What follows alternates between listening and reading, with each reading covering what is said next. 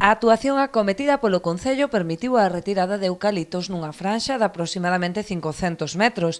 Prevese a súa futura repoboación con especies frondosas que faría ás veces de cortalumes para o polígono empresarial. Buscábamos erradicar o eucalipto e que preservar as especies frondosas, autóctonas ou outro tipo de especies que están na zona verde que nos correspondeu ao Concello de Rianxo no parque empresarial, e realizamos unha actuación de aproximadamente medio quilómetro, que é o que separa a Ponte da Laxe do sitio onde nos encontramos, aquí no comenzo do polígono industrial, de sustitución, de eliminación de todo o eucalipto existente na franxa que pertencía ao Concello. Con iso, xa digo, eliminamos por un lado esa especie, evitamos o risco de incendios.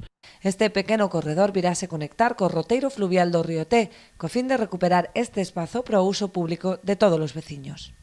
Reconvertir en pequeno paseo de frondosas, pequeno paseo á beira do río Té, incorporando o que xa é unha realidade, que é o roteiro que temos ao longo do río Té. Pola outra marxen, buscaremos incorporar tamén esta marxen a ese mesmo paseo, non?